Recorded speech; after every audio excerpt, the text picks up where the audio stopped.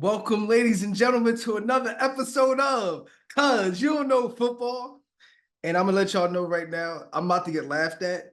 So, what you're about to see is actually the re-recording of what we just recorded. Well, the first segment of the episode. So, your boy deleted the episode by mistake, and we're going to refilm the first half of it, but the second half is going to be fresh. But we're going to do the first half. So let's bring Mooch on, and we're going to have him laugh at me. Can you hear me? Yes, sir. So I just want you to know we're changing the title of this episode to Kids Don't Do Drugs.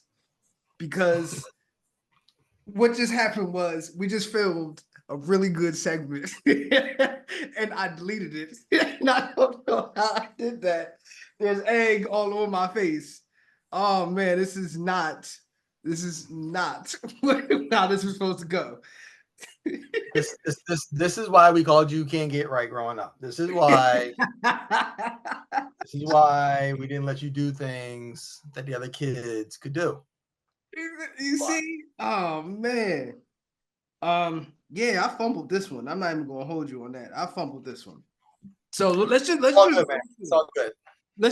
run through what we already did. So, of course, today on the episode, we're gonna do the NFC East breakdown and the AFC East breakdown, and the bus candidates, and we're also going to talk about the way too early playoff predictions, which I'm always excited about because I like this part because this is where I get to show everybody what I actually do know. You see, last year I gave you all the Detroit Lions in the NFC Championship game. I caught a lot of flack for that.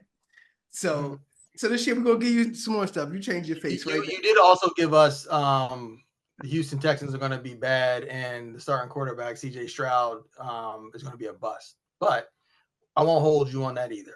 No, you can hold me on. You know why? Because I did a public apology to CJ Stroud. I did that publicly. I came on here in front of the millions of people and I said, CJ Stroud, I was wrong about you. So, but I wasn't wrong about the Detroit Lions. Don't mess up my flow.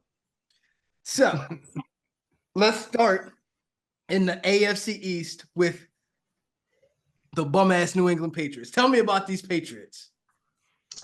The Patriots are probably going to be the worst team in the NFL this year. Their defense will be all right, but nothing special. And that won't be enough given how bad the offense is. They're bad on the offensive line. Like Jacoby Brissett might be their best offensive player, full stop. This season at least. Drake May, they drafted him for the future, but they're not going to play him to save his life because of how bad the offensive line is. So they're going to throw Jacoby Brissett to the wolves on this one. They don't really have any wide receiver top end talent or depth. Probably Hunter Henry is their best receiving threat. I don't even know who their running backs are at this point. It's just bad. It's just bad on offense. They're not gonna. It's a new head coach. He's been with the team for some time, but it's a new regime. It's gonna be bad. Get your first round pick. That's one thing that I talked about. Like, and I'm still sticking to it. Even though it was the plan, it just seemed like even when Belichick was there, that they were breaking down everything that was on this roster. Like Belichick was like, "F you to the Patriots because y'all gonna let me go." So having this being like an opportunity for a black head coach, I don't know about that. However, when you look at this roster, yes, Jacoby Brissett is going to be starting. You got Hunter Henry, Matthew Judon, and Jabril Peppers. And this sounds a lot more like 2018 than 2024. And I'm looking at them. You said they might win 2 games. I think they might. There's a chance they go like winless this year. I don't see anything. I think there's a chance. I don't think they'll be favored in any game this season. It's kind of hard to go winless. You know, it takes some trying to go winless. I think they'll stumble into a few wins, perhaps later in the season. But it's going to be bad. It's not going to be a pretty sight at all in New England. Okay. All right, cool. We're not going to stick with them too long. Let's go with these New York Football Giants. Giants in the NFC East. I think they're not as bad as New England, but they're going to be bad. They on defense, their defensive line is going to be pretty good actually. With the addition of Brian Burns, they have Thibodeau on the other end. They're switching to more of a 3-down lineman set, so it'll free up those former defensive ends, now linebackers, Thibodeau and Burns, to be able to rush the passer a little bit more. They have the big homie in the middle at defensive tackle, Dexter Lawrence, who they're going to move him more from a penetrating defensive tackle to a run-stopping 2-gap defensive tackle. We'll see how that affects his ability to perform and produce. But they're still not very good at linebacker. They let McKinney walk at safety to Green Bay. So, they're going to be pretty thin and lacking of top-end talent on the back end. They have, I think, Deonte Banks they drafted last year at corner. He should be better this year. So he's ascending. On offense, it's still the Daniel Jones show, which I'm not impressed by at all. Even when they were good, quote unquote good, he was a pretty subpar quarterback. So they drafted Malik Neighbors. That's good. That's their that's their wide receiver talent. They let Saquon Barkley walk. Their offensive line is still mediocre at best. Evan Neal has been a bust up until this point. They're going to try to move his position again. It's just not going to be a good situation for the Giants. I have them. We're going to talk about it later, but I have them being last in the NFC East. Yeah. So speaking of Malik Neighbors, I feel so bad for Malik Neighbors because Daniel Jones is going to ruin his rookie season, and this should be Daniel Jones' last year as a starter. I'm gonna be honest with you. This should be his last. He should have been his last year as a starter. They had no business signing him to that deal. They had no business signing him to that deal. Yes, but they did, and this is the end. Should be the end of that. And because he's never thrown for more than 18 or 19 touchdown passes in a year. So it's not like Malik Neighbors is going to light up the league, like that, in my opinion. And it's not even all his fault. They brought in Devin Singletary. We'll see how that turns out. But I'm always interested when defenses switch from like 4-3 to 3-4 or 3-4 to 4-3. So I don't know why you bring in a Brian Burns, who's a Pro Bowl 4-3 defensive end, and then say go to outside linebacker. Now that doesn't mean he can't do it. I'm just saying I've never seen him do it. So it's not like he's coming out of college like DeMarcus Ware and he has a year to kind of figure it out. No, they're paying him big dollars. They expect him to produce in this role. And Dexter Lawrence is another one. You know what I mean? Going from a three technique like a Fletcher Cox, and then going to that nose tackle defensive. That nose tackle that's now Vince Wilfork. You know what I mean? And they do two different things. Like being like a nose tackle is almost like being an offensive lineman again. Because you're doing a lot of blocking and a whole lot less penetrating and making sure that your linebackers aren't being touched, So I don't know if he's good at that, but it just seems as though it's not a real scheme fit. But we'll see how they are going to do. But I think they should have thought about this before they changed the defense, who they was going to bring in. I think you bring Brian Burns in anyway. His market was pretty depressed, and he increases the talent level on the defense overall. Going from a 4-3 defensive end where you have run stopping responsibilities to a 3-4 rush edge where you're just rushing the quarterback, it should free him up, at least in theory. So we'll see about that. Okay, we'll see. All right, well, let's get on over to these Washington Commanders. So as I previously said, I'm going to say it again. I do think they're an interesting team. And depending on that interest depends on how much of a fall Dallas and Philly makes. So if they don't make a fall, then they're not an interesting team. But I kind of can see where they may not be the teams that we expect them to be 100%. Now, I think the Washington can win 8 or 9 games. I really do see that. When I look at they got a rookie quarterback who I think is very talented, but they're going to be leaning on Austin Eckler. They bring in Zach Ertz, who is old, but he fits that system of run blocking tight end who can catch passes. And they still got Terry McLaurin and Jahad Dotson. So I think they could run, you know what I mean, an I formation type offense, you know what I mean, or you know what I mean, what's it called, zone read type offense, you know what I mean. I could see them doing things like that. And they still have those defensive tackles, so I think they're a team that can run the ball, can be difficult to run against, can control the clock, and I think that's at least a formula that I think can allow them to overachieve if they stick to that. You said I formation on offense. I haven't seen that since like 1995. I mean, there was you might have to break that. Brett Favre lined up at quarterback with an I formation behind him. That was the last time. What's it? San Fran runs I for. I ain't never seen an I. They use the fullback, but he's on the strong side. He's not that literally the fullback behind the quarterback under center. You ain't seen that. But you ain't seen that since you was playing Pop Warner football. You didn't even run that when you made varsity. Anyway, first of all, we run the wing T, so that's a problem in its own. So that's a whole nother problem. So look, I think they'll be interesting. I think first their offensive line is going to be pretty bad this year. But they between drafting Jaden Daniels, some of their free agent signings, like you said, Austin Eckler, they did a lot more free agent signing on defense. They still have Scary Terry, Jahan Dotson. People are still kind of waiting for him to break out and be a consistent threat. I think they'll be interesting on offense. I think they'll be pretty mediocre on defense. They're on the defensive line. They do still have those two defensive tackles who are real dudes. So they've raised the level of talent on the team, which is good. It's a whole new regime, new head coach, the whole nine. Still, it's almost, the team owners are still pretty new. I think they'll be a little bit better than they were last year. I don't see 8-9 wins for them. Mm-hmm. But I think they'll be better. And a good 7-win season where Jaden Daniels demonstrates that he can throw and run and avoid injury, I think will be a good thing for them going forward. It'll mark a good sort of starting point for their future.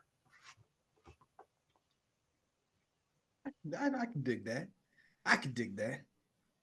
All right. Well, let's move over to the AFC East. Let's talk about those New York Jets. You want me to start or are you gonna start? I'll start this one only because I heard what you said, and I think you'll have a better rebuttal after I say it. So I'm one of those people that does see the glass half full version of the New York Jets. Aaron Rodgers, he was very much a mobile guy when he was younger, but his arm talent is his arm talent, and I've heard no reports of that taking a step back at all. So I don't expect him to have a bad season at all. I don't expect him to look 40. I expect him to look like Aaron Rodgers. I'm one of those people who feels as though now everything I'm about to say is dependent on if injuries happen. If injuries do not happen, I think Mike Williams comes in, and I think it feels as though he fills a bigger void with the Jets than what other more notable free agents fill with their new teams. Like, he could have a huge impact with this roster because being on the other side of Garrett Wilson, being that other threat where Aaron Rodgers is the guy throwing the ball, I definitely feel as though he could come in and be that other guy. Defensively, I mean, they had their defense. They was the top 3 defense last year. Now, of course, right now, Hassan Reddick is holding out, but I don't think you make that trade if you say I can't get a deal done with him. So I do expect him to be there, and so I think their defense actually is a little bit better. Not like significantly, but a little bit better because they have another pass rusher. And Tyron Smith, if he doesn't get injured, I'm looking at that. I'm like, they secured this left tackle spot. And they're a team, when I look at the upside of them, they're a team to me that could be a team that could be the Kansas City Chiefs. We've seen that formula about 3 or 4 times at this point, and it didn't matter. But they're a team that I feel as though can beat the Kansas City Chiefs. Yeah, I feel like with the Jets, so we'll start with the defense. it's an elite defensive unit at all three levels of the defense: defensive line, edge rushers, tackles, linebackers, corners, safeties. They're elite. There's no doubt about it. It's hard to replicate elite level defense year in, year out. So I expect them to take a little bit of a step back, but I still expect them to be a top tier elite defense relative to the rest of the defenses in the NFL. It's interesting with Hassan Reddick because usually if a team is trading for a player who they know wants more money and like that's why the player is available, they usually trade for the player with the deal already set. Like you get permission, the agent gets permission to negotiate with the player, with the team, and all of that ahead of time before the trade. It didn't happen this time, and it seemed to have backfired at least up to this point for the Jets. I agree. I expect him to play this season. I don't think he's going to hold out the whole season, but it is interesting that they made that deal without they made that trade without having a deal in place. On offense, I expect Aaron Rodgers. It's hard to. I'm not going to anticipate another Achilles injury. So I think he'll play this year. I think he'll be a good quarterback, but he is 40 years old. He's in his 40s, and trust me, it's hard to get the body moving when you're over 40. The knees aren't. Tell me about it. Tell us about it. It's rough, man. It's rough out here. These streets are not made for 40-plus-year-old people. We're supposed to sit down now. We have chairs made for us now. Anyway, Mike Williams is starting the season on the pup. Like he tore his ACL late last season, so he's not even going to start the season playing. So he's going to come back and then sort of still have to get his legs under him before he gets going. You can assume that'll happen in a reasonable amount of time, but also Mike Williams has always been injured. This is not like the first injury that he's ever had. Tyron Smith, at his highest level, he's a Hall of Fame player.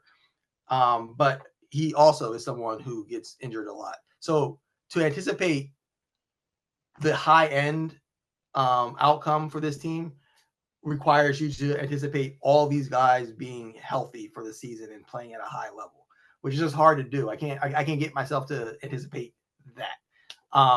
And you still have Garrett Wilson. He's going to have a good quarterback for the first time in his NFL career.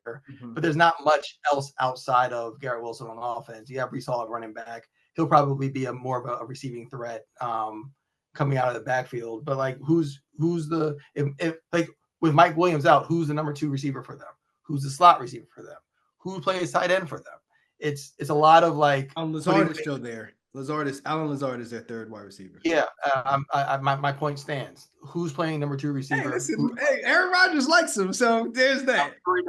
He also likes the offensive coordinator who clearly is not good at his job either. So like, there's just a lot to like. If you think that they're going to be really good this year, you think that all of these things are going to be solved for them on offense, and I can't get there with them quite as much as you are. I feel that. So I'm very interested, but I think they would be scarier if they make the playoffs, coming into the playoffs, like kind of barely making the playoffs, like not knowing if that's going to happen and then figuring it out. I think we're both saying they got some stuff to figure out and mesh and go its way. If they can figure that out, I really do think the upside of them is very scary. Yeah. Okay. Look, it's all Hall of Famers or potential Hall of Famers on that team. They just got to stay healthy. Yeah. Okay. All right. So we're going to move over to the Miami Dolphins. I'm going to start with the Miami Dolphins. The Miami Dolphins is a team that I expect to miss the playoffs this year. And I would repeat, I expect them to miss the playoffs this year. I think the culture of that defense has been removed. When you talk about 3 of their best 4 defensive players are all gone, and the one player the 4th player has only been there 1 year, the culture of that defense has changed. Add that to, I feel as though last year they got figured out. I looked at them, even when they were putting up 70 points on people, they were a team that basically it was a quick offense, quick strike offense, over the top, the speed, everything else. Well, down the stretch, they lost 5 of 6 games, you know what I mean? Down the stretch.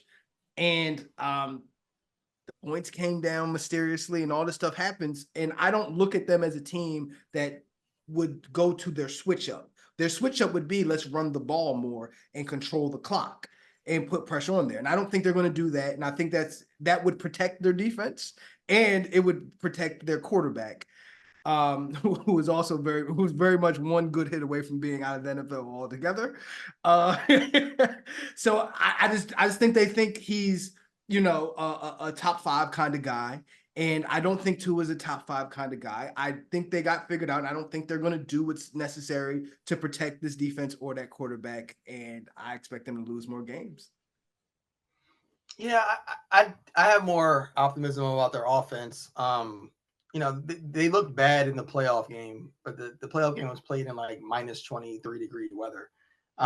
If you can replicate that environment over the course of the season, then yeah, I would think that their offense would struggle.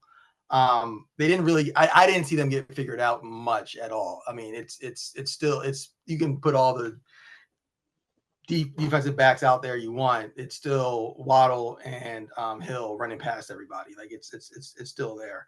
I agree. Tua is not a top 5 quarterback, but he doesn't really have to be in that offense. I think their problems are on defense. They lost, like you said, a lot of talent on defense. Most notably, Christian Wilkins, who left for the Raiders. That dude was a beast, and that dude was did a lot for that team, both in terms of production and just eating up plays. Like I think he played like 95% of the snaps on defense for that team last year. Mm-hmm. And without him, I think it's kind of a house of cards on defense for them. I know Jalen Ramsey is still there. He's a little bit older now. He's coming off injury. We'll see what's still left in the tank with him. But like Xavier Howard's gone. It's. I think their defense is going to struggle a lot this year. Yeah. Okay. Cool. Good take. All right, let's go over to these Dallas Cowboys. So let me take this one real quick too. So where I'm a little bit more confident that the Miami Dolphins are going to miss the playoffs. Dallas Cowboys are on notice. I see them being very Dak dependent, and every time that I've seen that happen, no matter what was on that roster, whether it was talented or not, every time I've seen that happen, they've underachieved. Where anytime that they had like a real running threat and an offensive line that was strong, no matter what was on that team, they looked more legitimate. You know what I mean? They looked scarier as a roster. So I know they bring Ezekiel Elliott back, but let's be honest, like he's not that guy anymore. So they have no running backs and an offensive line that's regressed.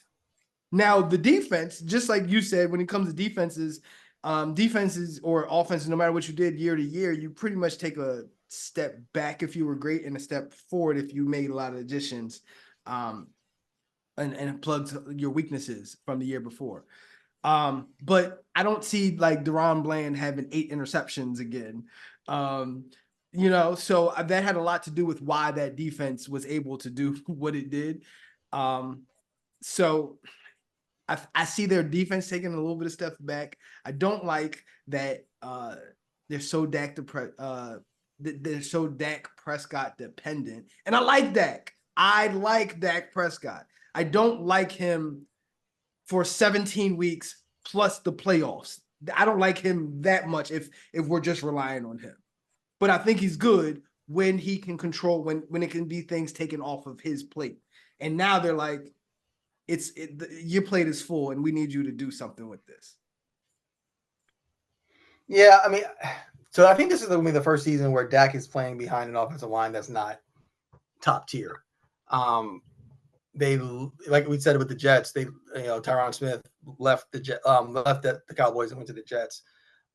They drafted this rookie from Oklahoma who they drafted as a project. And it looks like he's actually going to end up starting week one. So I don't think that's a good sign for how they're going to be able to protect Dak.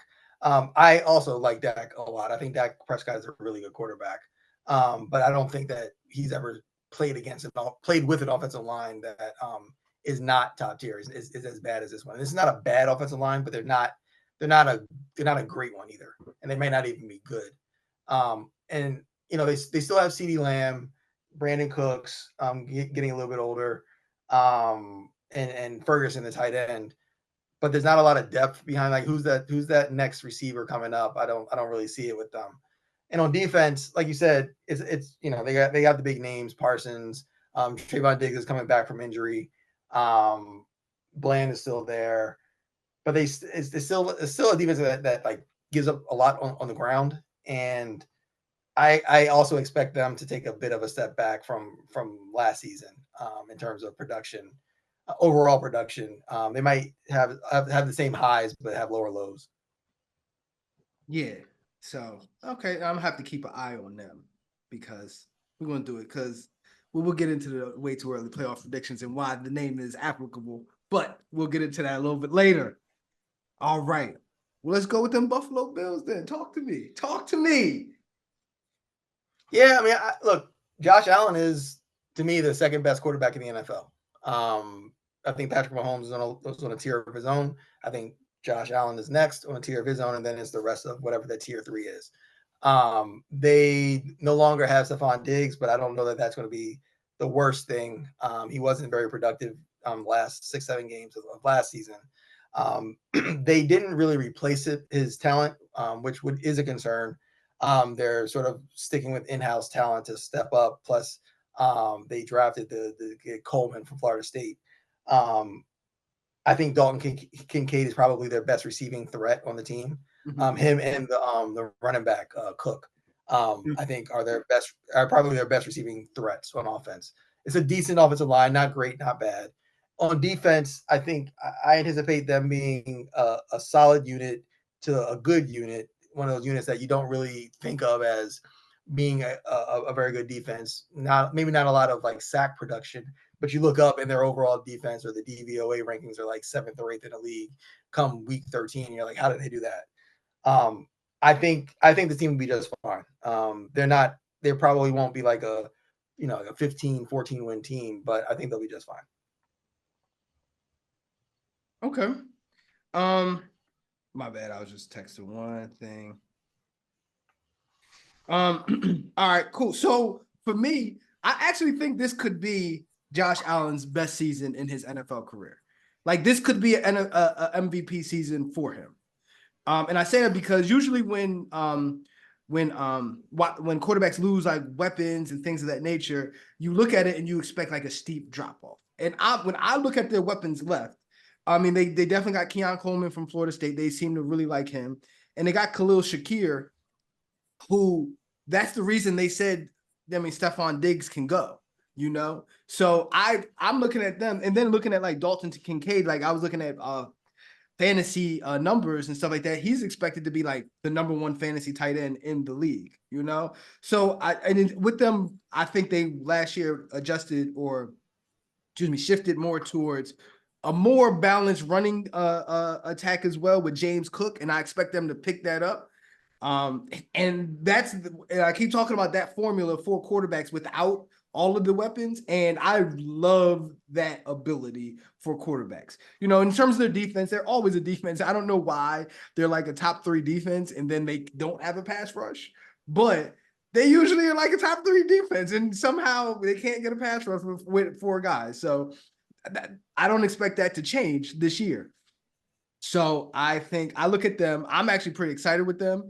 The one thing that I would say, though, I wouldn't say he's on a tier by himself next. Now, I do agree. It's Patrick Mahomes.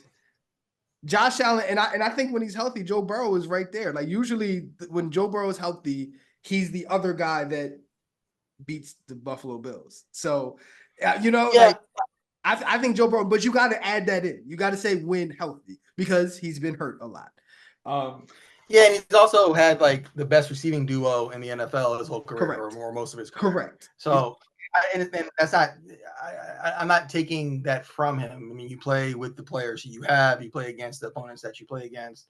But if I'm talking about like I gotta have a win, who's my starting quarterback, regardless of the talent around me, is Patrick Mahomes first, and then for me it's I get now. Here's a quick fact for your team.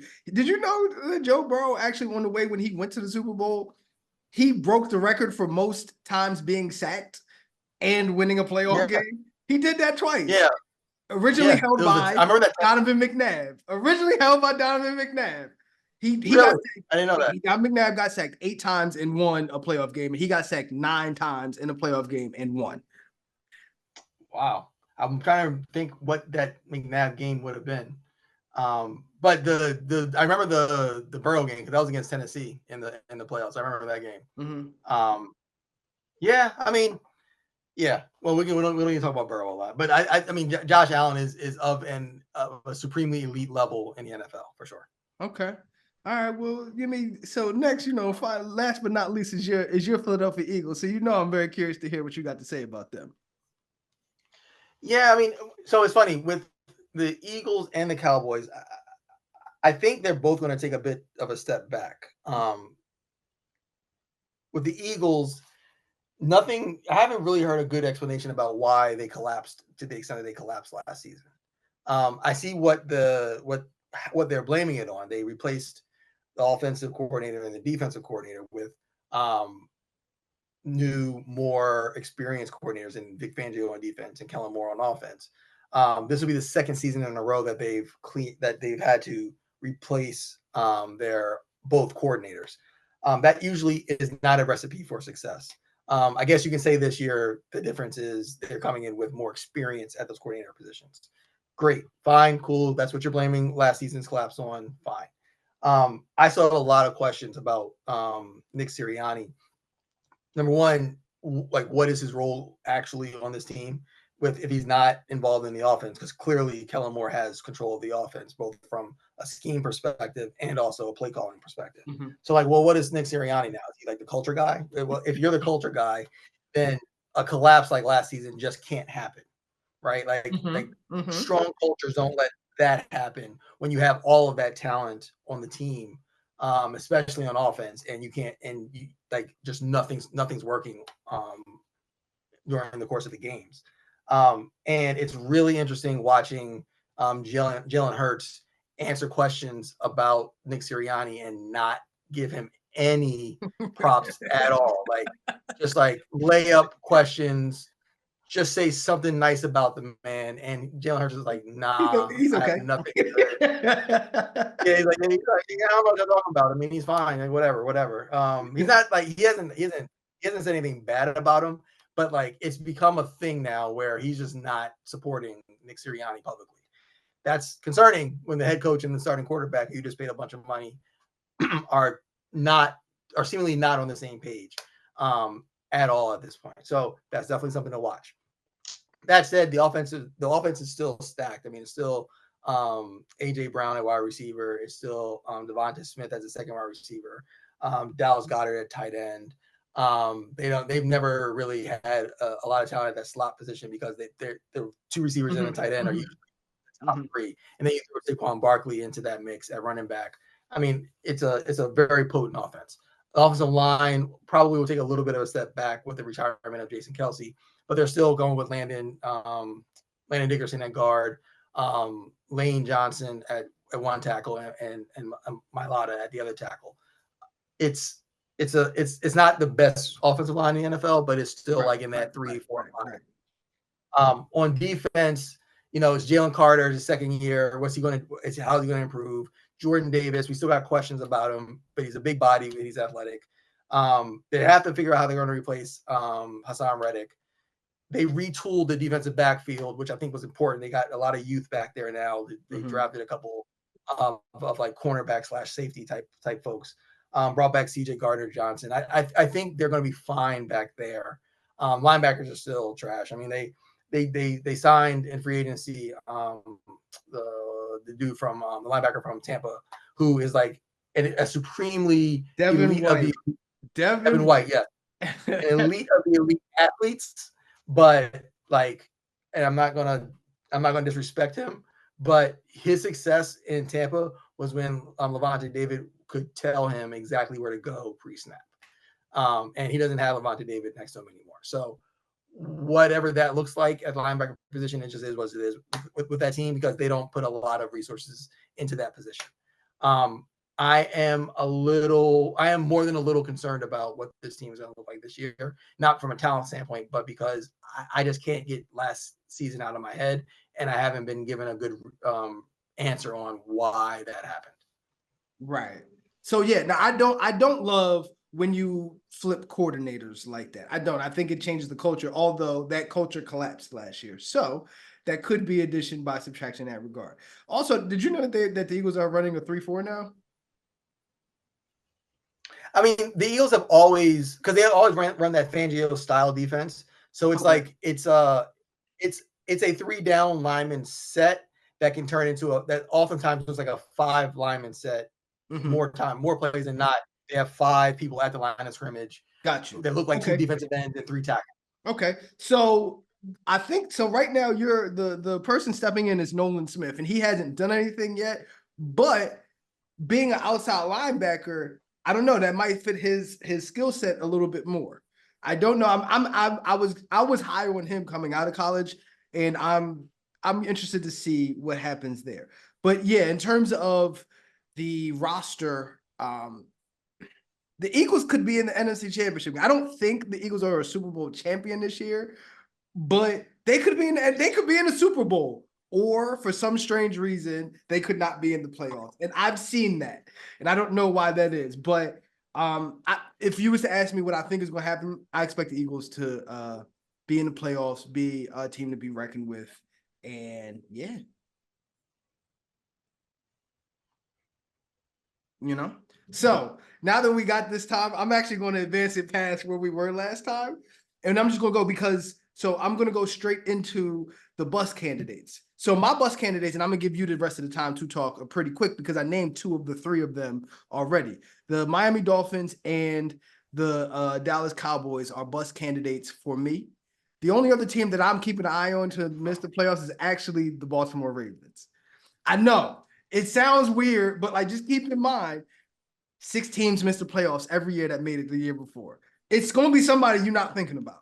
And I look at them, I just think a lot of things have to go right for them. Like everything has to go exceptionally for them. And I don't know if that's going to happen. But go ahead. I'm going to give you the rest of the time to say what you got to say about the bus candidates. Yeah, I mean, I have a few in each conference. It's hard to say like a 5, 6, 7 seed is a bus candidate, but these are teams that I'm thinking won't make the playoffs this year. Starting with the Browns. I just don't see it with them. I think, it was a lot of smoke and mirrors last year on offense. Very good defense, but that is a defense that can be figured out because of the way that it's structured and how they run, especially up front. It's that wide 9 defense. Like you can neutralize that defense and the defensive pass rush with a strong running game. With not even a strong running game, just a running game. I don't see it in, I think Deshaun Watson is just, I think he's just past whatever. Yeah, I don't know what's up with him. I don't see him bouncing back. I do agree with you about the Dolphins. I don't think they're making the playoffs. I think they lost too much on defense.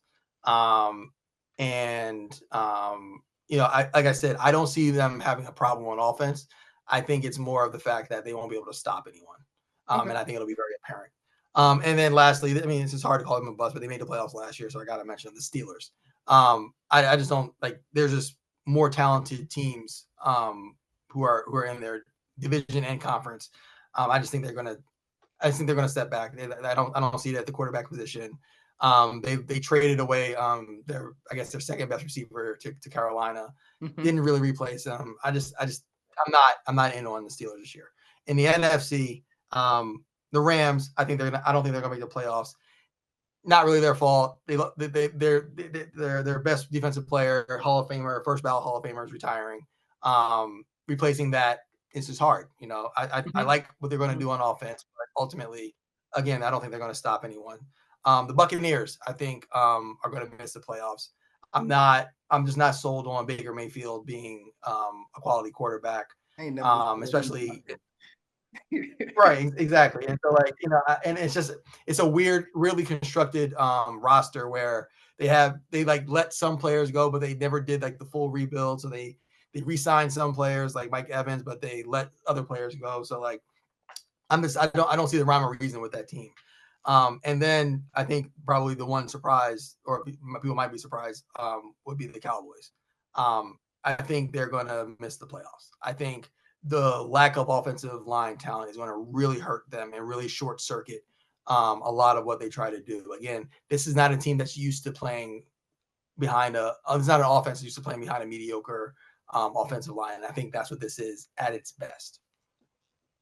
I think that was good. And you get that right on time. It's probably going to cut in about like 10 seconds, but that was good. See, I thought what I said was a little bit more blasphemous, but apparently not.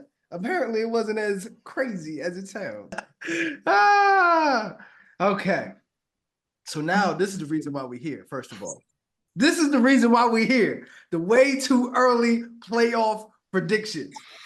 See, this is where you get to show, you see how to get your shoulders loose and everything. This is where you show what you know. Do you see? I just dropped a bar for you. I rhymed that. You don't give me no credit for nothing. You know that. You don't give me no credit. You never did. You get to show. Oh man, go on. I got nothing to say. I got nothing to say. Go ahead. This is what you get to show, what you know. So here, and you said it again. I got to make sure it's stuck. You see? So this is where we basically tell you before the season starts, you know, who's going to do what. You know, we on the show, as you've seen, we've walked you from the conclusion of the Super Bowl through the off season, you know, to free agency, the draft. You know, now we're going through it. We can kind of see what the rosters are supposed to be.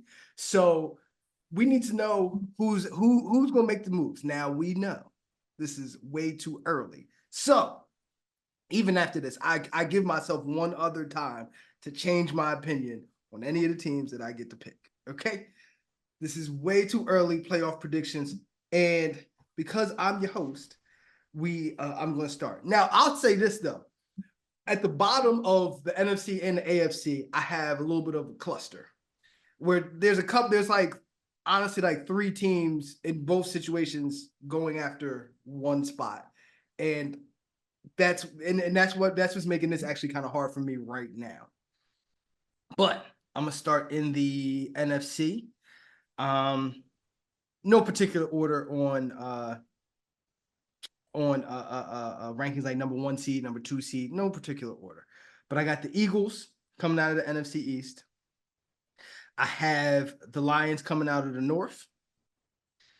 I have the Falcons coming out of the South. And I got the Niners coming out of the West.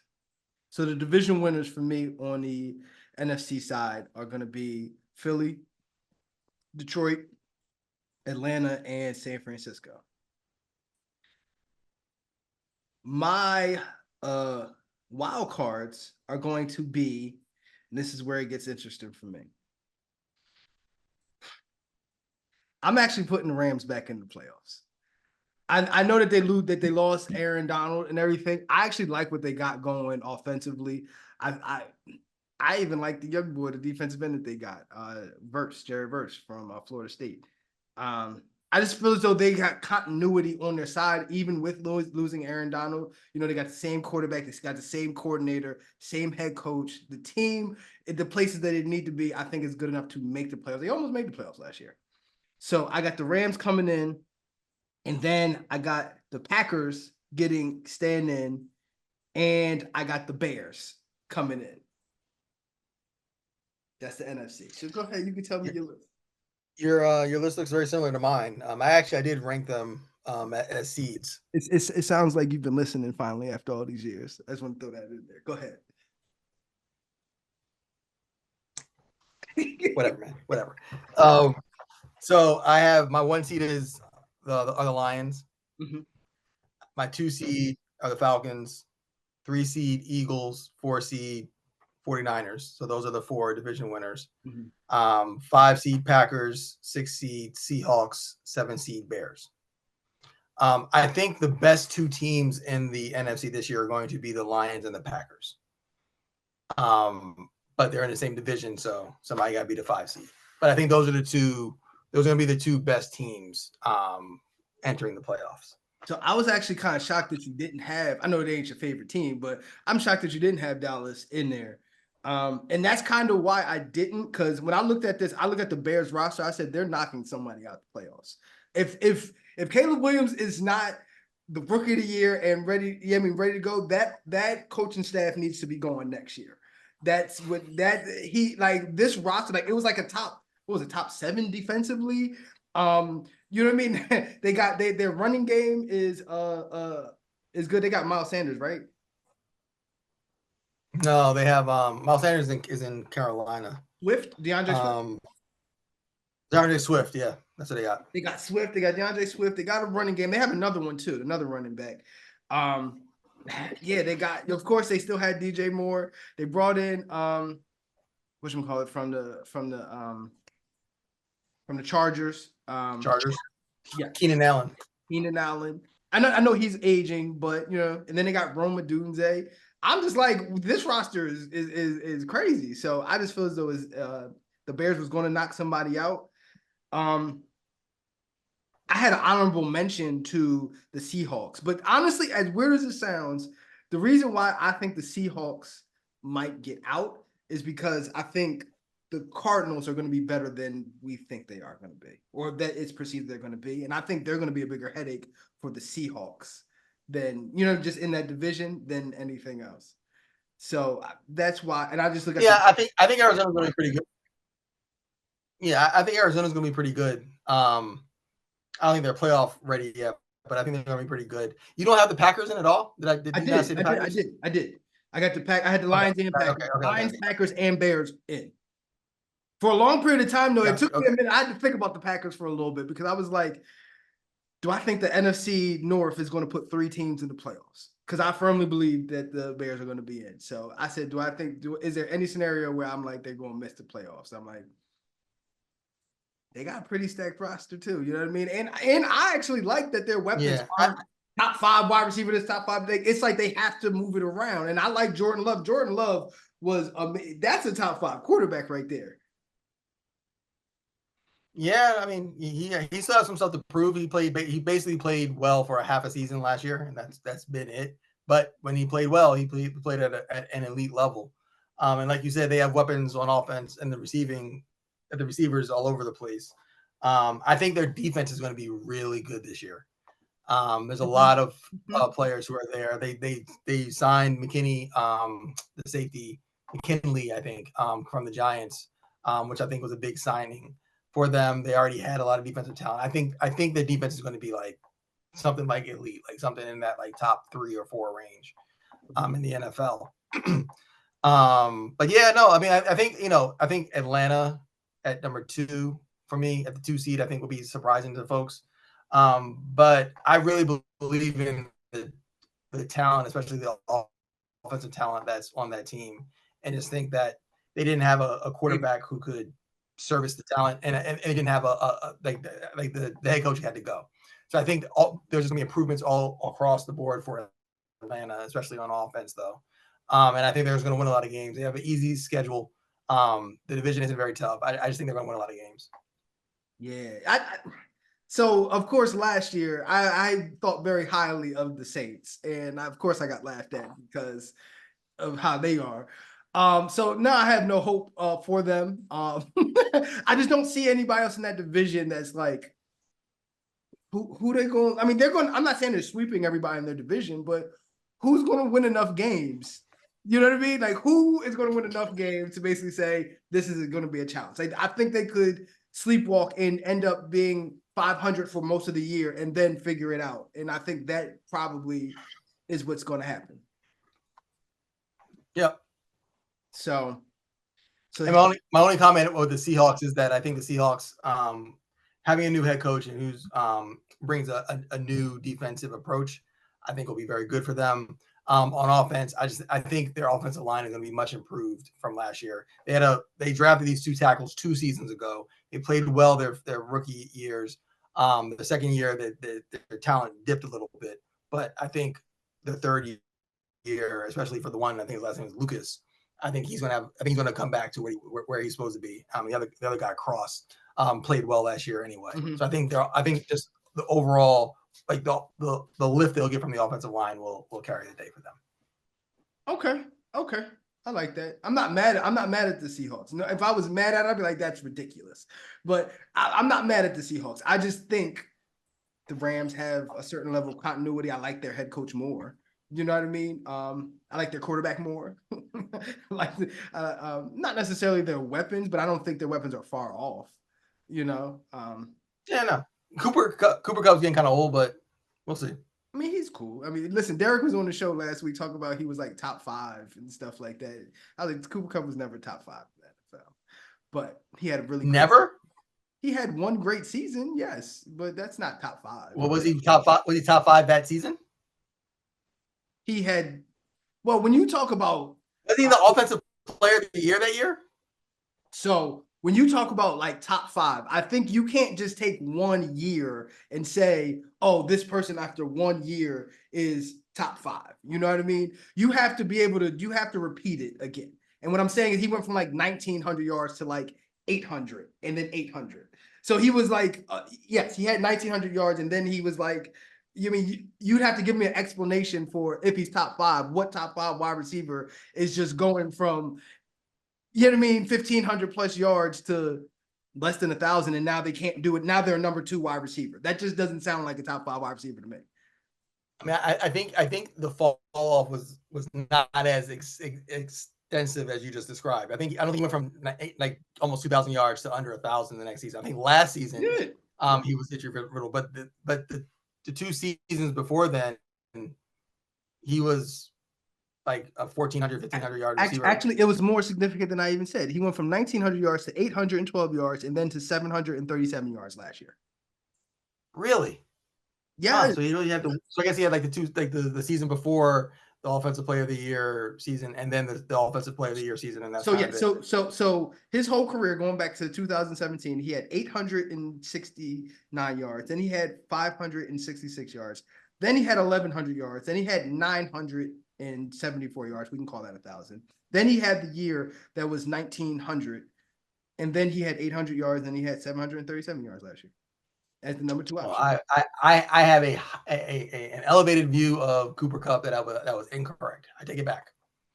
So yes, I don't think that's first of all, I don't think that's like a shot at Cooper Kupp. I think he's really good, you know what I mean? But there's been people who have had one fantastic, great year, and then it was just like, oh, okay, that's it, you know?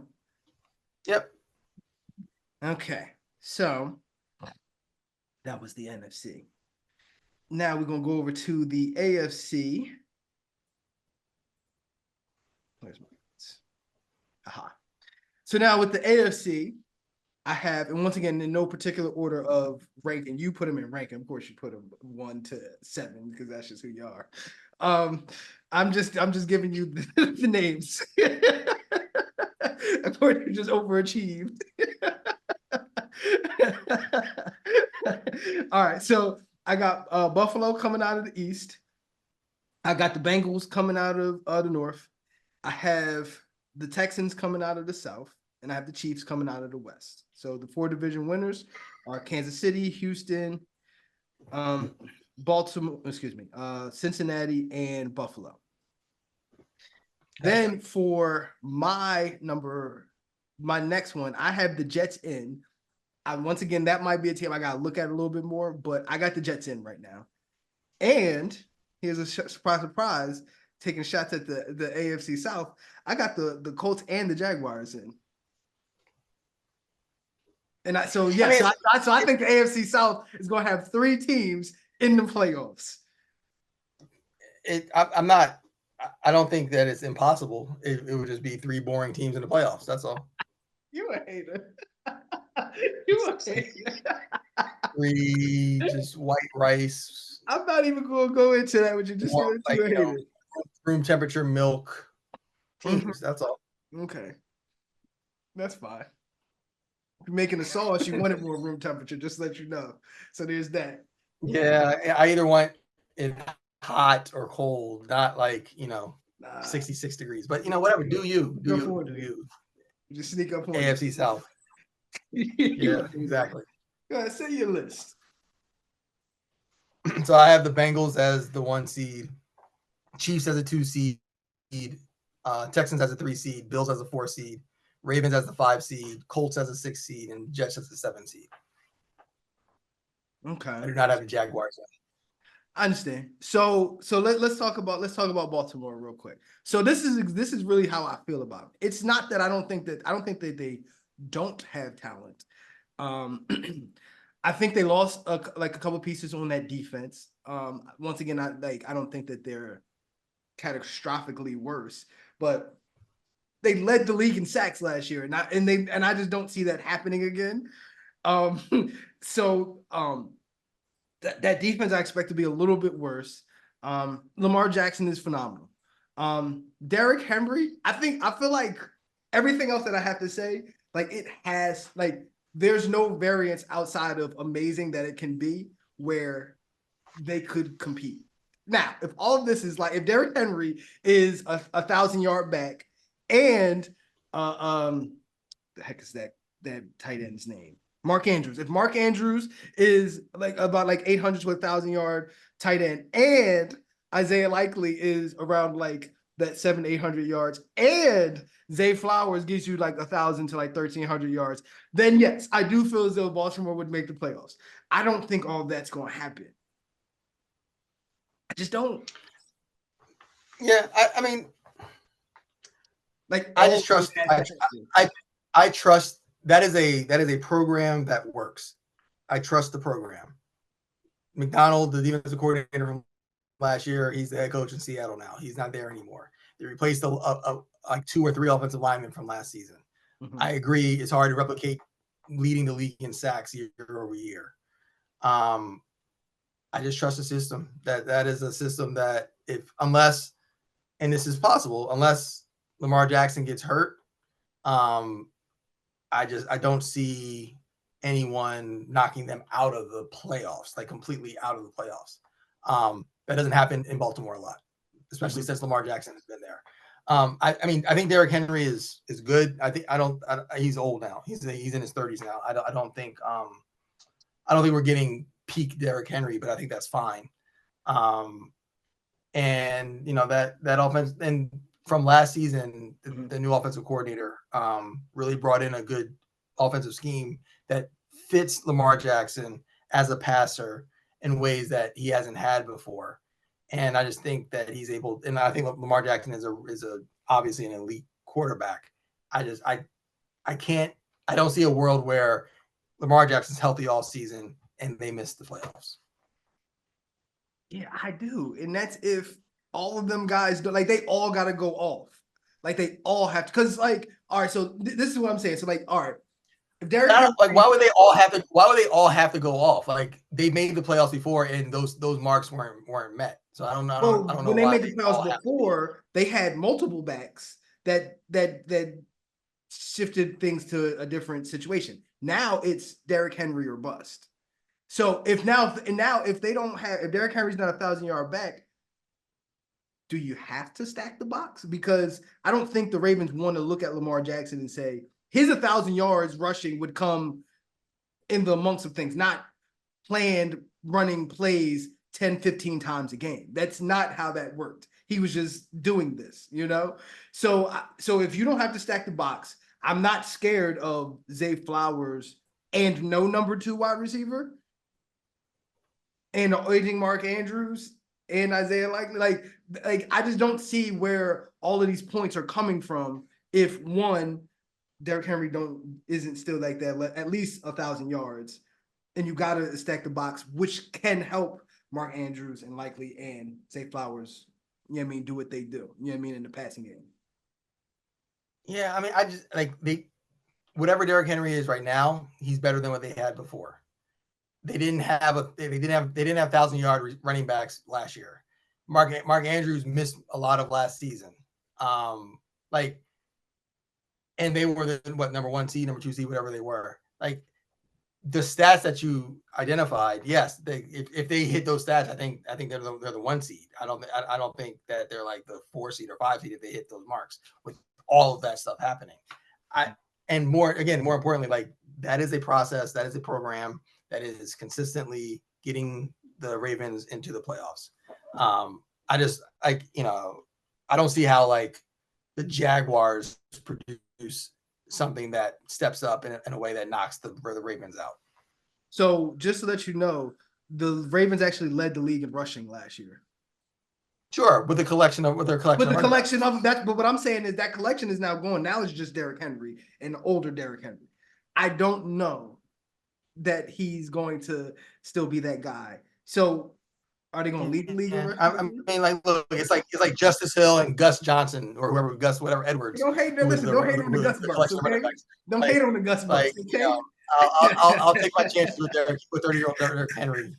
That at least produce what they produced together. Don't hate on the Gus Bus, okay?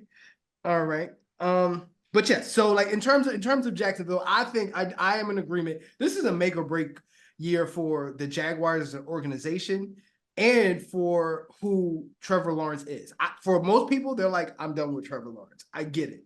I would like to see what happens when there's controversy, and it happened all off season, and people now are looking at him and saying, well, I see the cracks in who he is, and he had a whole off season to just fester in it. You know, I want to see what he is, because I still think if he's bad again, I think, yes, you already know what's going to happen next. They're going to start to be like, all right, well, we got to shift pieces. But they're starting over if they don't make the playoffs this year, one way or another. They're going to have them, but they're starting over if they don't make the playoffs this year. And I actually like their defense. I like their pass rushers. Was it Trayvon Austin and Trayvon Austin? It's not Trayvon Austin. That's not his name. It's Trayvon Walker. Yes. Trayvon Walker and Josh Allen. I actually like them. I like that they brought in Eric Armstead from the 49ers. I don't think this is a bad defense. You know what I mean? So, and I don't really care. But if you have that guy at quarterback, I really don't care about the weapons. But I think they have decent weapons, pretty good, above average weapons, you know? So this is definitely a make or break. I disagree about their weapons. I don't see it with their weapons. Who's their two starting? Who are the starting receivers?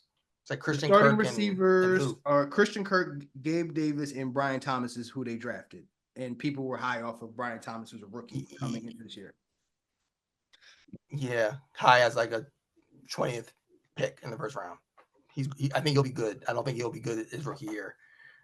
Gabe Davis is their like starting receiver. Like, well, he was in Buffalo too. Right, and he got benched in Buffalo. He was a free agent for a reason. Buffalo, who traded away Stephon Diggs, also let Gabe Davis walk. Mm-hmm. If he was good, they would have kept him, because you're losing your best receiver. But no, he's gone. I mean, what has Trayvon Walker actually done yet so far in his career? If I look up his sack totals, I can keep talking. Trayvon Walker sack totals. Keep talking. He's been. You call him a bust is probably too harsh, but he hasn't produced at the level that he had 10 sacks last year. He had 10 sacks last year? Yes, he has 13 and a half in his career. In 2022, he had 3.5 sacks. Last year, he had 10. That's more than I thought he had. That's a very AFC South quiet, mediocre 10 sacks that he produced. I don't care. But it's more than I thought he had. Look, yeah, I mean, they seem, maybe it's because they play in Jacksonville and their uniforms look kind of whack. Like something about them just feels slow to me. I think Trevor Lawrence is a really good quarterback. I just don't think they've built a team around him that complements his skills. And I did like the top end talent, especially on offense. I'm not there with yet. Okay. But I will say, is that the worst? I mean, I wouldn't be shocked if they made the playoffs, but I'm not picking them. I understand. And like I said, like I'm keeping an eye on the Jets because I really want to see the continuity with them, because that could fall to shit too. So I really want to see the continuity with them. So I'm keeping Baltimore's on the. Hold on, sit right there for a second. Sit right there. You in Dallas, y'all sit there for a second. Let me take a look at some stuff. Okay.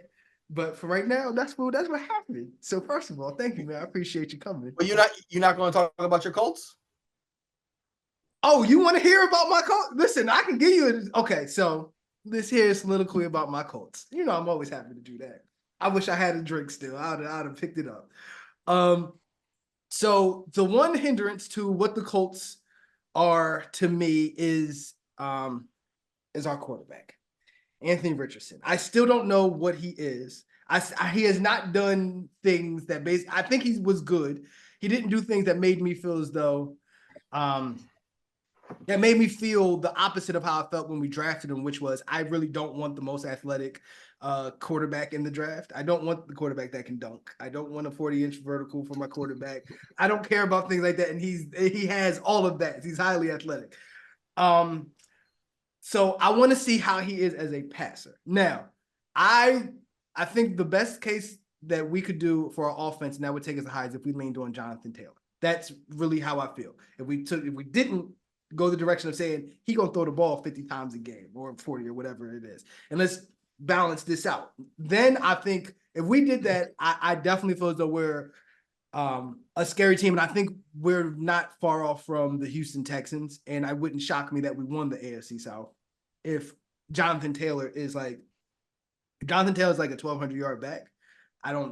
I think we actually win the AFC South, but I don't think he's like a 1,200-yard back, which is why I say we win. We get into the playoffs. But our defense, we had a top 10 defense. We haven't had a top 10 defense since the year after we won the Super Bowl, actually. So we had a top 10 defense. We were second in sacks last year. I love Bob Sanders. Since big fucking Bob Sanders talk that shit. I'm very excited about our rookie Latu. Listen, I'm gonna be honest with you. I think he was the best defensive player in this draft. He don't have to come into a situation where he got to be the man or he got to do all this kind of stuff. He can be a pass rush specialist, and he can because we have a rotation at on our defensive line. You know what I mean? So I don't come in and be great. We have a bunch of our cornerbacks last year got hurt. Juju Brents was actually good, but he was hurt for like half of the year. But when he was healthy, he was good. He's coming back. Offensive line is still going to be good. I like our addition of Mitchell from Texas. I actually like having that speed guy because I didn't think we had a speed guy at all. Downs was a revelation last year, actually. I didn't expect him to be as good as he was. And I'm curious to see the dynamic and how much they try to force feed Michael Pittman Jr. because I actually think Downs and Mitchell can be better than him. But they did pay him, so we got to see how that works. But no, if Anthony Richardson is who you think he is, we're a very scary team, and I'm not saying we would beat anybody, but I would take our chances against anybody if Anthony Richardson is who you say he is, and we run the ball like half of the time. Yeah, I mean, I think they're making the playoffs, and I think it's Anthony Richardson, assuming he's healthy, and it's the head coach Shane Steichen. I mean, I think he can figure out how to get the most passing production out of running quarterbacks, probably out of anybody in the league. I think he's that good, and yeah, like you said, there's a lot of young talent on the team. A lot of it is ascending. Especially in that defensive backfield. I just think, I think they're going to be a good team that gives a lot of other teams problems, and they make the playoffs, and we see where they go from there. Yeah, but but like I said, I really want us to run the ball more and not have it be Anthony Richardson take us to the win.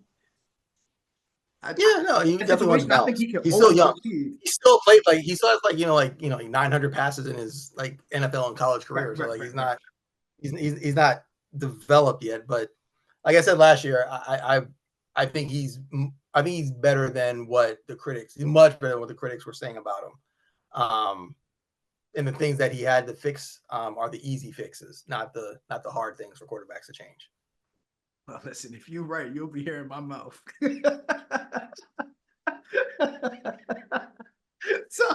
so on that note, Mooch, you already listen, man. You need to get your. I'm telling you, man. You need to get your own show. I'm telling you. Listen to this. What do you think about this for a show for you? Listen, listen. You shutting it down. Listen. The Mooch movement. Oh, yo, man. Mooch movement. Go get you a drink. Go down. Watch some fireworks. I don't know what's going on over there. Listen. I'm in my marketing bag right now. Okay, my branding bag right now. The Mooch movement. you in somebody's bag. Brandon Mitchell. I don't know. Somebody's bag. Listen, man. Listen. Don't shut it down. You know, make you a lot of money. So, with that said, we appreciate you always coming on, man. Did you have fun this episode? I had fun. Did you have fun? This was fun? I had fun. Thanks for bringing me even though we had to do the first episode, the first segment over again, because it was worth it. It was worth it for sure. Well, thank you once again for coming on, man. We are excited to have you back. Please don't stay away that long, because you are a part of why we are who we are today. So thank you, man. And seriously, thank you for always coming on. So with that said, you can catch our full episodes on Spotify and YouTube. Catch our clips. Our clips are going crazy. I don't know if you saw the clips. Our clips are going crazy right now.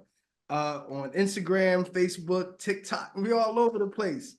I know you think you know everything. You know what I mean? You know so much and everything. But unfortunately, I'm going to have to tell you, because you don't know football, which I appreciate you coming on as always, man. Just like Martin said, bro, I'm going to see you when I see you. Peace.